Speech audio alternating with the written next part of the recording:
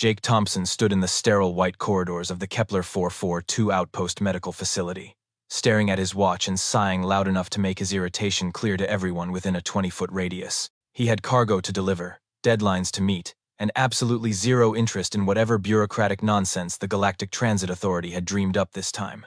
Mandatory health screening, he muttered, reading the notice on his datapad for the third time. As if my insurance premiums weren't high enough already. The waiting room was packed with aliens of every conceivable shape and size. A gelatinous morphoid sat quivering in the corner. A reptilian Sorok clicked its claws impatiently against the metal armrest, and something that looked like a floating crystal hummed at a frequency that made Jake's teeth ache. None of them looked happy to be there either, which was at least somewhat comforting. "Human Jake Thompson?" a voice called out, mechanical and precise. Jake looked up to see a tall insectoid alien with 4 compound eyes and a clipboard that seemed far too small for its spindly fingers.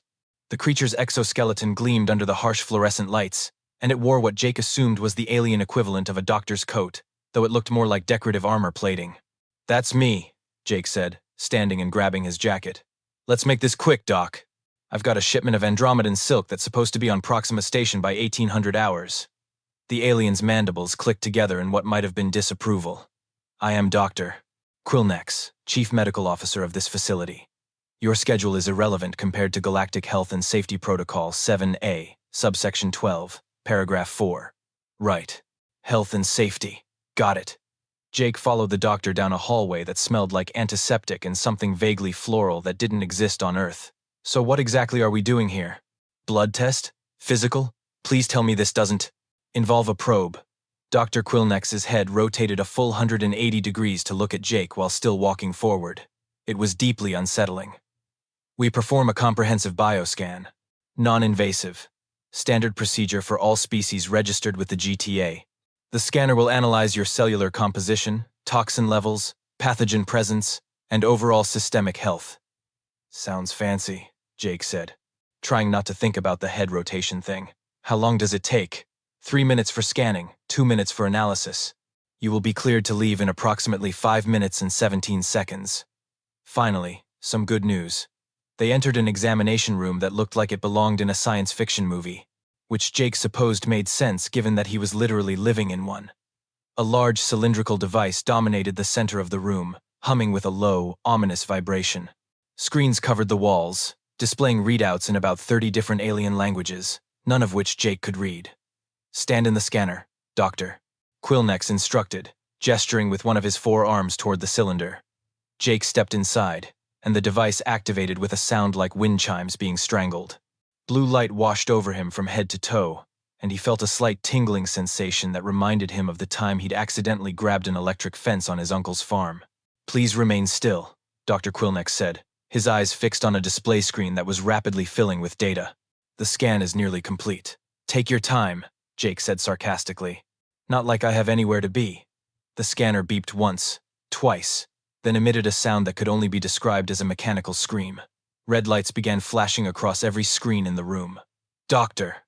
Quillnex's antennae shot straight up, and all 4 of his eyes widened simultaneously. "What?" Jake asked, stepping out of the scanner. "What's wrong?"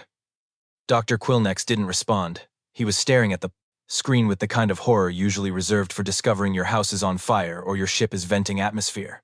"Doc, you okay there?" The doctor's voice came out as a whisper. "This cannot be correct. The scanner must be malfunctioning." He tapped the screen frantically with his spindly fingers. "There is no possible way you are standing upright and conscious right now."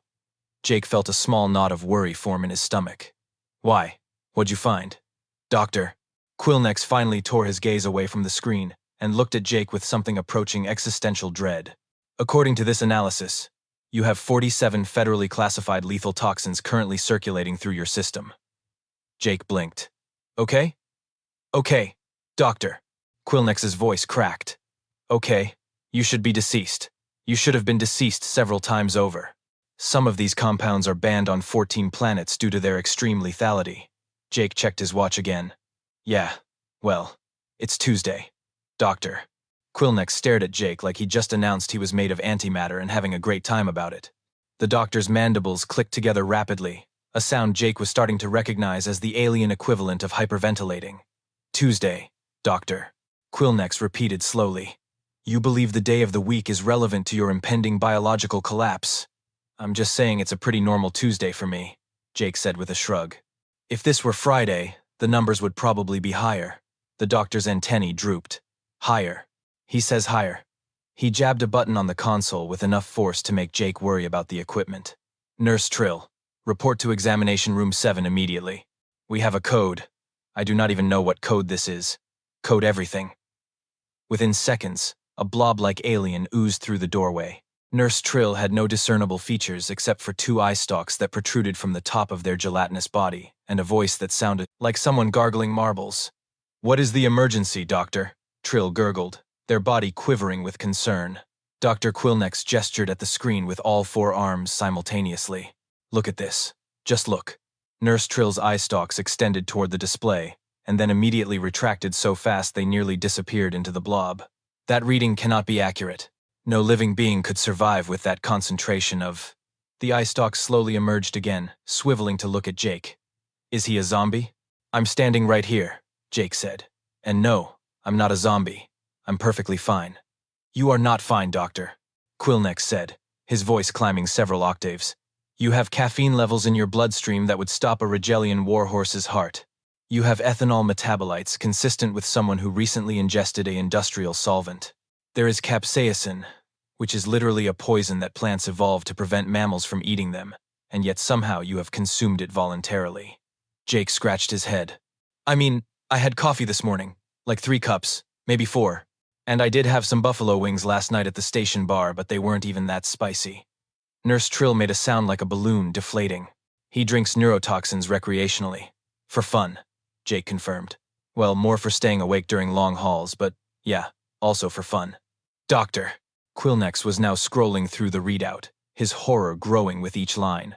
Aspartame, acrylamide, heterocyclic amines, polycyclic aromatic hydrocarbons. Do you understand what these are? Nope. They are carcinogens, cancer-causing agents. You have at least 12 different carcinogenic compounds in your system right now. Jake thought about his lunch, currently sitting in his ship's cooler. That tracks, yeah. I had a hot dog from a gas station yesterday. A what dog? Hot dog. You know, processed meat tube in a bun. Classic Earth food. Nurse Trill's entire body began to tremble.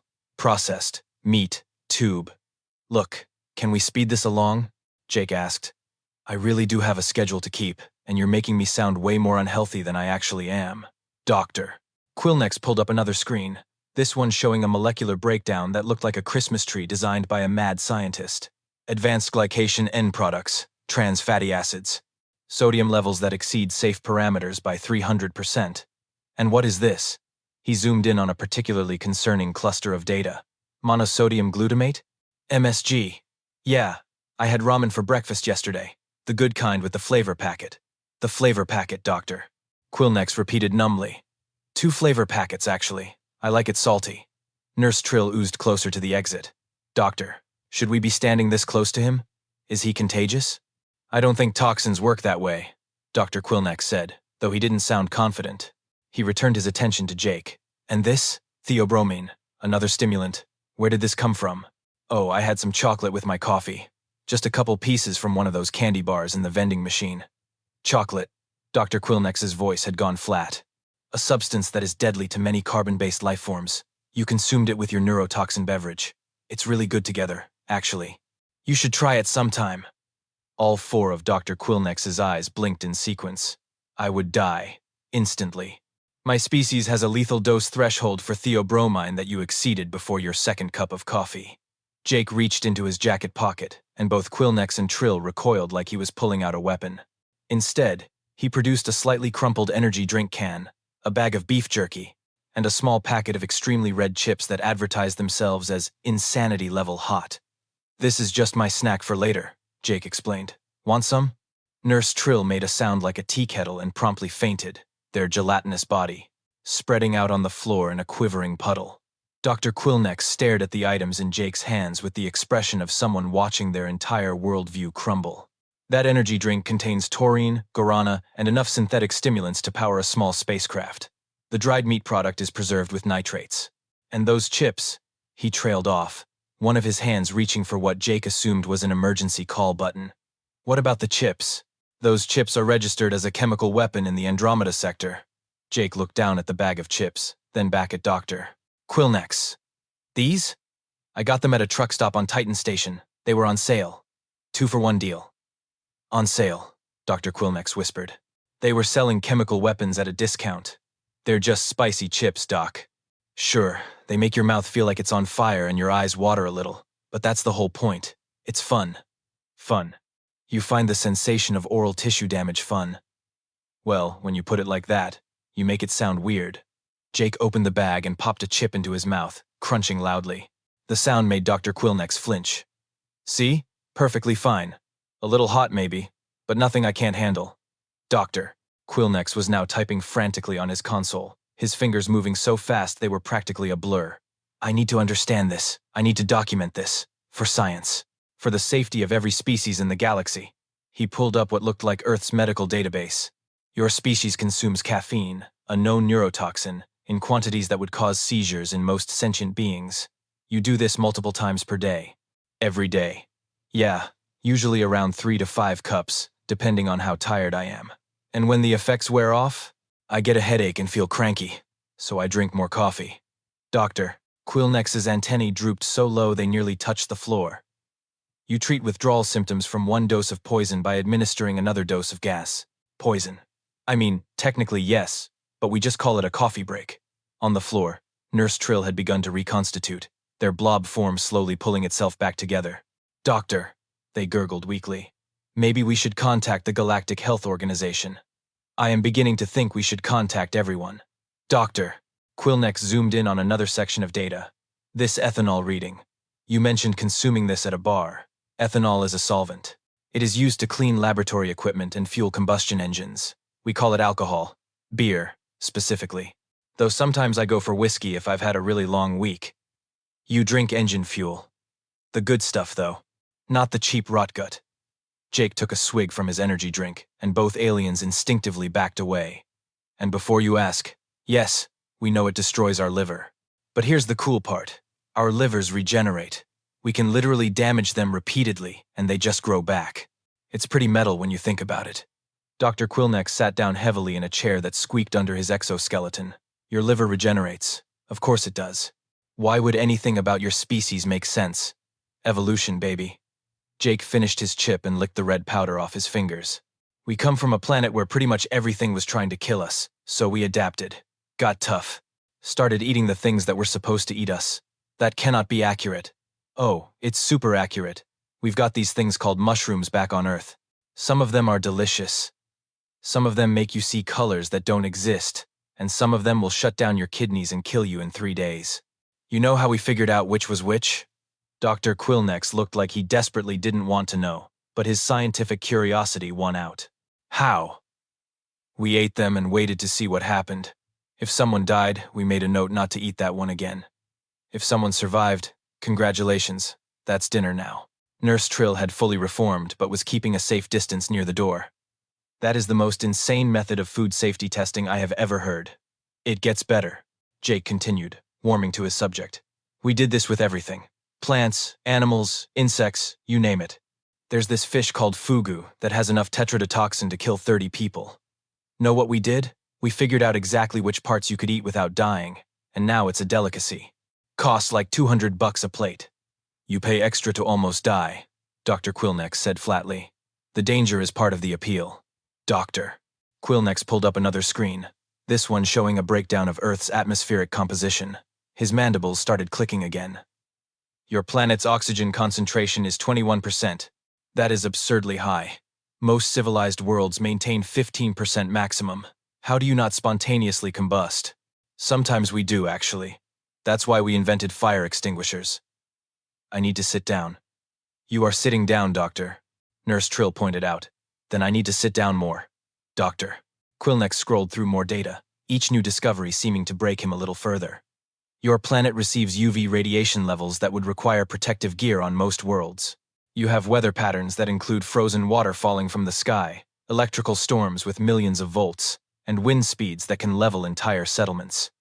Yeah, weather can be rough sometimes, Jake admitted. But you learn to deal with it. Wear a jacket. Stay inside during tornado season. Pretty standard stuff.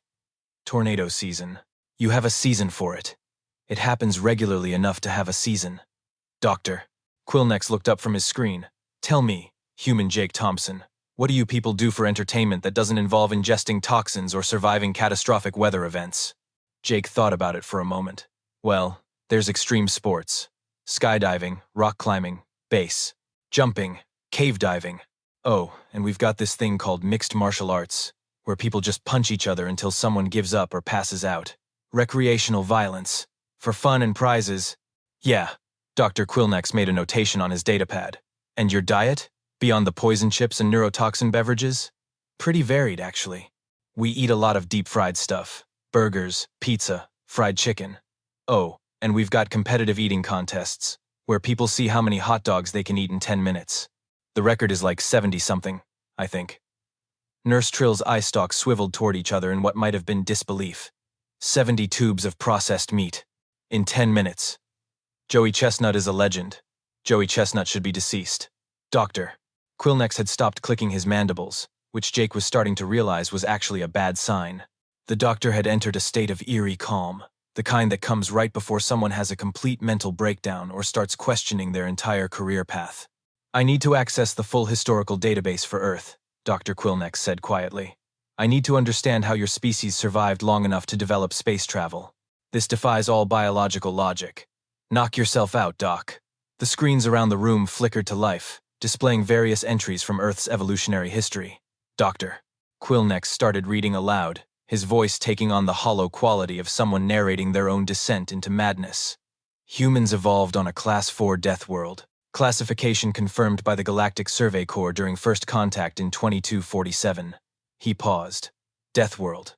Your planet is officially classified as a death world, and you people just lived there, casually, for millions of years. It's home, Jake said with a shrug. You get used to it. Gravity 0.98 standard Gs. That's nearly 20% higher than the galactic average. Dr. Quillnex pulled up another entry. Atmospheric pressure at sea level 14.7 pounds per square inch. Temperature variations range from minus 89 degrees to 134 degrees Celsius. Yeah, that's why we invented air conditioning and heaters. You invented technology to survive your own planet's hostility instead of just leaving. Where else were we gonna go? We didn't have spaceships yet. Dr. Quillnex scrolled further, and his antennae shot straight up again. Wait, according to this, humans domesticated wolves, apex predators, pack hunters with bite forces exceeding 300 pounds per square inch. You took these creatures into your homes and selectively bred them into companions. Dogs are great, Jake said defensively. Best friends a guy can have. These dogs, they still have the teeth. They still have the predatory instincts. But you let them sleep in your beds. Well, yeah, they're good boys. Nurse Trill had oozed closer to the screen, their curiosity apparently overcoming their terror. Doctor, look at this entry. Humans also domesticated large ungulates for food production, felines for pest control, and birds of prey for hunting assistance. They turned their planet's food chain into a petting zoo. We also rode horses into battle, Jake added helpfully. Strapped armor to them and everything. Doctor. Quillnex was now reading faster, his voice rising with each new discovery. Humans survived an ice age, multiple ice ages. They walked across frozen continents, wearing animal skins and carrying sharpened stones. They hunted megafauna to extinction using persistence and coordinated pack tactics. Mammoths were pretty tasty, from what I've read. They ate the megafauna. Of course they did. The doctor pulled up a medical journal entry. Human immune systems are classified as hyperactive to the point of self-destruction. They develop something called allergies, where their bodies attack harmless substances as if they were lethal pathogens. Yeah, I'm allergic to shellfish, actually. Makes my throat swell up. Real pain at seafood restaurants. And yet you continue to live on stations that serve shellfish. I just don't order it. Pretty simple solution. Dr. Quillnex found another entry and physically recoiled from the screen. Humans have a recorded history of consuming toxic substances to test their effects. Voluntary human trials. They poisoned themselves on purpose to gather data. Science requires sacrifice, Jake said solemnly. That's not sacrifice. That's suicide with documentation. The doctor scrolled through centuries of human medical history, his horror growing with each page. Humans discovered that a mold called penicillium could fight infections, so they began deliberately cultivating mold and injecting it into their bodies. Antibiotics saved millions of lives. You cured disease with controlled fungal infections. When you say it, like that, it does sound a bit weird, Jake admitted. Nurse Trill had pulled up a separate screen, their eye stalks trembling as they read. Doctor, you need to see this. Humans engage in a practice called sunbathing, where they deliberately expose themselves to carcinogenic radiation for aesthetic purposes. They consider radiation burns to be attractive. A good tan looks healthy, Jake protested. It's cellular damage, Dr. Quillneck said. You're describing cellular damage as aesthetically pleasing. Different cultures have different beauty standards, Doc. Doctor. Quillnex pulled up a nutritional database, and Jake could actually see the moment something inside the doctor broke. Humans consume a plant called chili peppers. Not for nutrition, not because they taste good.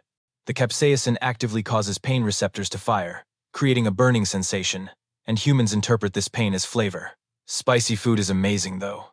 You eat pain. You have convinced yourselves that activating your pain receptors is enjoyable. The doctor's voice had gone up another octave, and according to this, some humans build up tolerance and seek progressively more painful foods. There are competitions, competitive pain eating. Hot wing challenges are a tradition. Yeah. Nurse Trill pulled up an image of a human eating what looked like a glowing red pepper, tears streaming down their face, clearly in agony.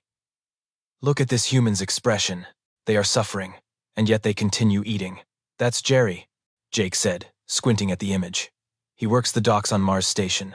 Great guy. Terrible judgment when he's been drinking, but great guy. Doctor. Quillnex had now opened Earth's general history database, and Jake watched the doctor's compound eyes dart across centuries of human chaos. Wars. So many wars.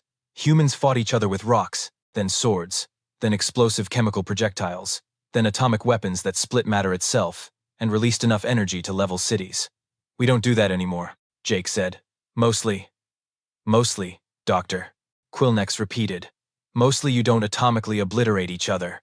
He kept reading. Humans crossed oceans in wooden vessels without knowing what was on the other side. They climbed mountains because they were there.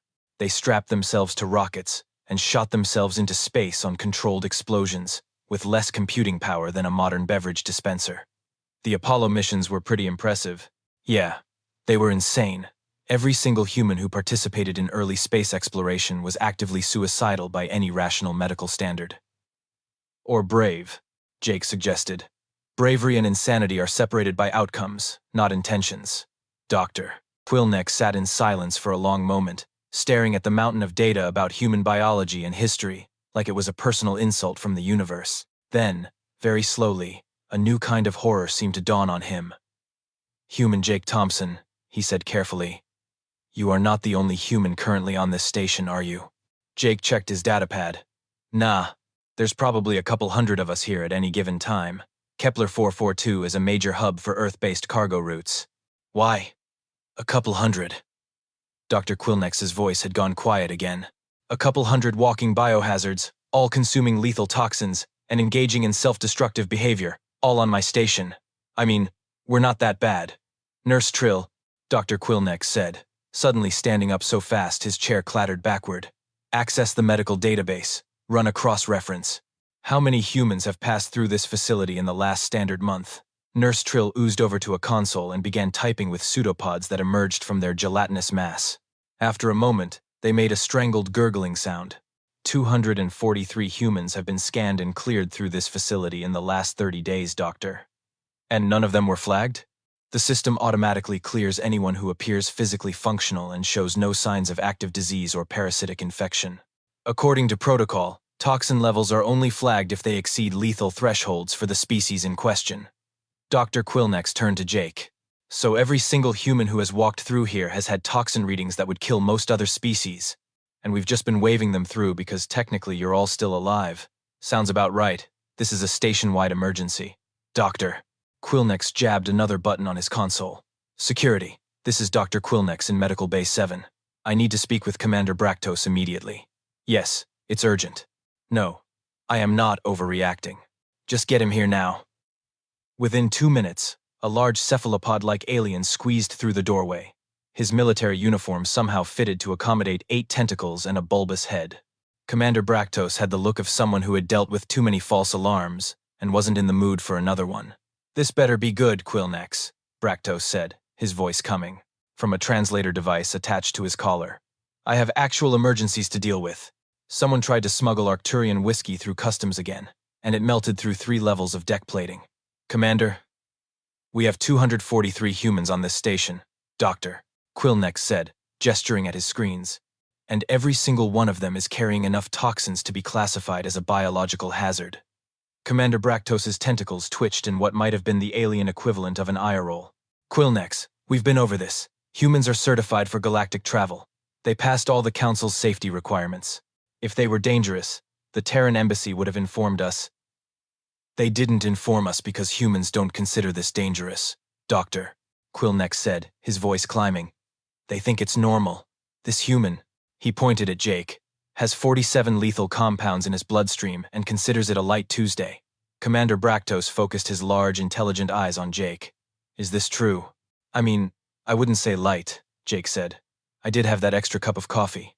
"He drinks neurotoxins for breakfast," Nurse Trill added helpfully, "along with chocolate, which contains theobromine, and preserved meat products loaded with nitrates, and bread made with bromated flour, and beverages containing phosphoric acid." Dr. Quillnex was back to listing things. "And this is before we discuss their recreational activities." Commander Bractos crossed 2 of his tentacles in what was probably his species' version of crossing arms. "Recreational activities?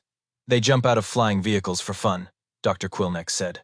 "They voluntarily enter pressurized containers and descend to depths that would crush most beings. They engage in combat sports where the objective is to render your opponent unconscious through repeated blunt force trauma to the head." "Boxing is a regulated sport," Jake protested. "There are rules and everything." "The rules are about how much brain damage is acceptable," Dr. Quillnex shot back. Commander Bractos was quiet for a moment, his tentacles undulating in a pattern that suggested deep thought. "What exactly are you proposing, Doctor?" "I'm proposing we recognize that humans are fundamentally incompatible with standard galactic safety protocols. They evolved on a death world. They consume toxins as a food group, and their idea of acceptable risk would get any other species banned from space travel." "Hey now," Jake said, starting to feel genuinely offended. "We're not that bad. We follow the rules. We don't cause trouble. We just want to do our jobs and go home." "You consider 47 toxins normal," Dr. Quillnex said. "What do you ingest when you want to cause trouble?" Jake thought about the bachelor party he'd attended last month on Europa Station. "That's probably classified as a medical emergency, actually." "See?" Dr. Quillnex gestured wildly at Jake. "He admits it. Humans have a separate category of consumption that they themselves classify as emergency level." Commander Bractos's tentacles had stopped moving entirely, which Jake was learning meant he was either very calm or very alarmed. "Human Jake Thompson, can you explain to me what humans typically do on what you call the weekend? Specifically Friday, since you mentioned it earlier." Sure. Fridays I usually hit the gym for an hour or 2, lift some weights, maybe do some cardio. Then I'll grab dinner, probably sushi or something. Wash it down with some strong coffee or maybe a beer, depending on my mood. Sometimes I'll meet up with other haulers and we'll play poker or watch sports. Pretty standard stuff." "The gym," Commander Bractos said slowly, "where you deliberately damage your muscle tissue through repeated strain. It makes you stronger when it heals. The sushi, raw fish that carries risks of parasitic infection. That's why you go to a good place. Quality matters. And then you consume more, stimulants or depressants depending on your emotional state." "I mean, when you list it out like that, it sounds worse than it is." Commander Bractos turned to Dr. Quillnex. "Update all human files with a species-specific notation. Flag them for elevated toxin baselines, but clear them for travel, as long as they're ambulatory and coherent." "That's it?" Dr. Quillnex's antennae drooped. "We're just going to accept that humans are walking chemistry disasters?" "Doctor, the Galactic Council approved human membership 15 years ago. We are not going to start an interstellar incident because they drink coffee." Commander Bractos headed toward the door. "Besides, have you seen what the Vroxians eat? They breathe methane and consider sulfuric acid a beverage. Every species has their quirks. The Vroxians evolved in a methane atmosphere," Dr. Quillnex called after him. "It's their natural environment. Humans actively seek out things that harm them and call it cuisine." But Commander Bractos was already gone, leaving only the faint smell of salt water in his wake. Dr. Quillnex slumped back into his chair, defeated. His antennae hung limp, and all 4 of his eyes had taken on a glazed quality that suggested he was reconsidering his life choices. On the floor, Nurse Trill had formed themselves into what looked like a puddle of existential despair. "So," Jake said, breaking the silence, "are we done here? Can I go?" Dr. Quillnex didn't look up. "I need you to sign 17 liability waivers first. Standard procedure for any being classified as a biological anomaly." Biological anomaly seems a bit harsh. "You have 47 toxins in your bloodstream and you're complaining about paperwork." "Fair point." Nurse Trill produced a datapad from somewhere within their gelatinous mass and slid it across the floor to Jake. He picked it up and started scrolling through the documents. Most of it was standard legal jargon about how the station wasn't responsible if he died from his own species' terrible life choices. He signed everything without reading it. He'd learned a long time ago that reading the fine print in galactic bureaucracy was a great way to waste 3 hours of your life. "There," Jake said, handing the datapad back. "All signed. Now can I leave?" Dr. Quillnex finally looked up, and there was something in his eyes that might have been respect or possibly just shell shock. "Yes, you're cleared for departure. Try not to ingest anything that would kill a normal being before you leave the station. No promises, Doc. I'm getting hungry, and the food court has this great taco place." "Tacos," Dr. Quillnex repeated weakly. "Fried tortillas filled with spiced meat and vegetables that have been chemically treated to prevent spoilage. Yeah, they're delicious. You should try them sometime." "I would die. Your loss." Jake headed toward the door, eager to get back to his ship and his delivery schedule. He made it 2 steps before Dr. Quillnex's voice stopped him. "Human Jake Thompson, you mentioned earlier that this was Tuesday. You said that on Friday, the numbers would be higher." Jake paused, his hand on the doorframe. "Yeah? I need to know. For my own peace of mind and the safety protocols I will now be drafting for the rest of my career. What exactly happens on Friday?" Jake turned around and grinned. "Oh, that's when I really get wild. I hit the gym hard, do some deadlifts, maybe some bench presses. Really push myself, you know? Then I'll grab some sushi from that place on level 9, the one that does the really fresh stuff. Wash it down with a double espresso, maybe 2 if I'm feeling it. Sometimes I'll add a shot of whiskey to the coffee. Irish coffee, we call it." Dr. Quillnex had gone very still. "You combine a stimulant with a depressant. It's a balanced approach," Jake explained. "The coffee wakes you up, the whiskey mellows you out. Best of both worlds. That is not how chemistry works. Works for me." Jake checked his very works. "Watch again. After that, I usually meet up with some buddies, and we'll order pizza. Extra pepperoni, extra cheese, none of that healthy stuff.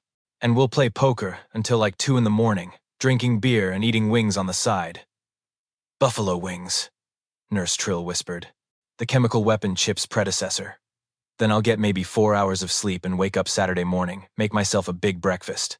Eggs, bacon, hash browns, pancakes with syrup, really fuel up for the day." Dr. Quillnex had pulled out his datapad and was taking notes with trembling fingers. "You consume all of this in the span of roughly 12 hours. Give or take, yeah. Sometimes I'll throw in some energy drinks if I'm really tired. Oh, and if there's a game on, I'll grab some nachos from the sports bar. You can't watch football without nachos. It's un-American. I don't know what football is, and I'm afraid to ask. Probably for the best." Jake gave them a casual salute. "Anyway, thanks for the checkup, Doc. Same time next year?" "Please no," Dr. Quillnex said quietly. Jake laughed and walked out of the examination room, leaving behind 2 aliens who looked like they'd just witnessed something that fundamentally challenged their understanding of biology, chemistry, and the universe's commitment to logical outcomes. As he made his way through the corridors back toward the docking bay, Jake pulled out his datapad and checked his messages. 3 new delivery contracts, a reminder about his ship's maintenance schedule, and an invitation to a poker game on Friday night. Perfect. He stopped by the food court and grabbed 2 tacos, extra hot sauce, and a large coffee. Black, no sugar. He had a long haul ahead of him, and he needed to stay alert. Behind him, in the medical facility, Dr. Quillnex was updating Jake's file in the station database.